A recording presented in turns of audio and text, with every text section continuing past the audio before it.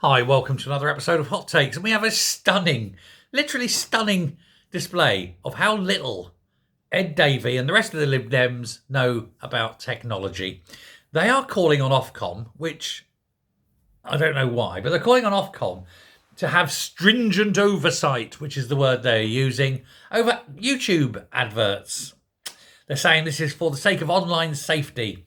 Writing for LBC Today, the party spokesperson for Science, Innovation and Technology, a woman called Victoria Collins, has demanded, she's demanding because she feels important, demanded the government hands over even more powers to Ofcom with greater fines and pre-vetting of content on the table.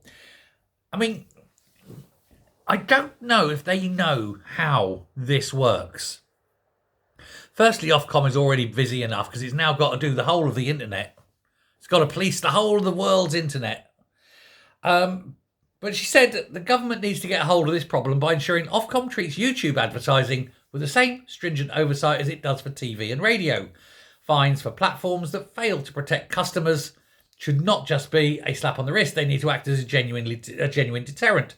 For those who break rules, the proceeds of fines should be used to support the victims of online harms, rogue advertisers, etc., etc., etc. Blah, blah, blah. Now, as a YouTube viewer, and I don't want to listen, dear God, I don't want this to come across as a lecture, and I don't want to be patronising. But as a YouTube viewer, you have no control over the adverts you see. As a YouTube creator, I have a very slight control over the adverts. I can say I don't want, for example, alcohol adverts to appear in my video. I don't want adverts for tobacco. I don't want adverts for gambling sites and so forth. You can't pick and mix whichever advert you get, but you can say you don't want certain types of advert, and that's fine. I don't put any controls on. I don't care because, well, to be honest, I like the money, But the point is that the Lib Dems seem to think that these adverts are made in Britain and are produced in Britain and are published in Britain. And you know what? They ain't. I mean, sure, some of the adverts may be made in Britain and that, but they just go into a big central advertising pile controlled by Google. And when you watch a video and there's a break, and let's say there's a break now, and now over to our sponsors, and there's a break, and then you get an advert. I can't control what you see. You kind of control what you see because it'll say, oh, he was looking on a website the other day at, holidays. So look, we'll put up a kayak or something, right? Or here's some advert for suitcases and things because your phone listens to you.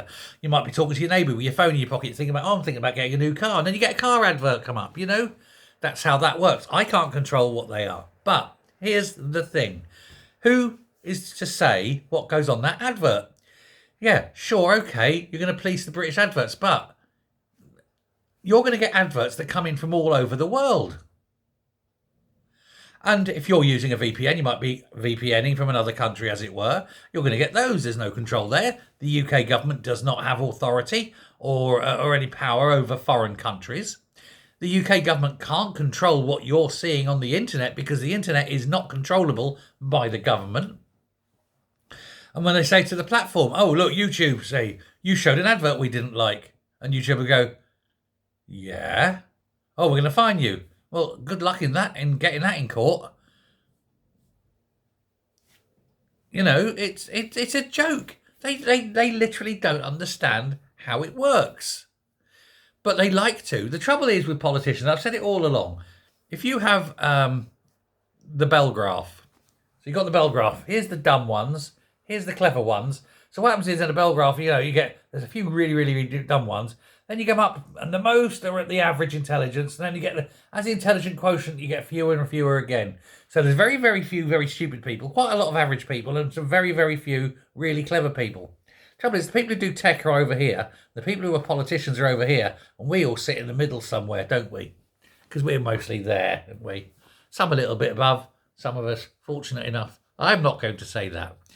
But that's where we are. We sit there mostly. But the tech guys are so far ahead of the politicians that by the time the politicians say, oh, I don't like what that's doing, boom, the tech guys just go, oh, well, they brought that in, boom, there you go, corrected it, fixed it. You cannot control what you see on the internet. We all know that. It's a joke. Throw it through a Tor. Go on then.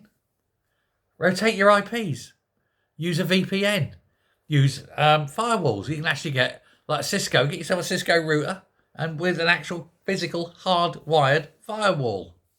There's so many ways around getting anything out that the government don't want you to see because the government haven't got an absolute Scooby-Doo. And there we go. I don't get how stupid... How can one party be so filled with so many stupid people? Only it's not one party, isn't it? It's all of them. It really is all of them. Anyway, thanks very much. Keep on watching. Hit subscribe and like the video. It really, really helps. No, really, really helps. Thanks a lot. Bye.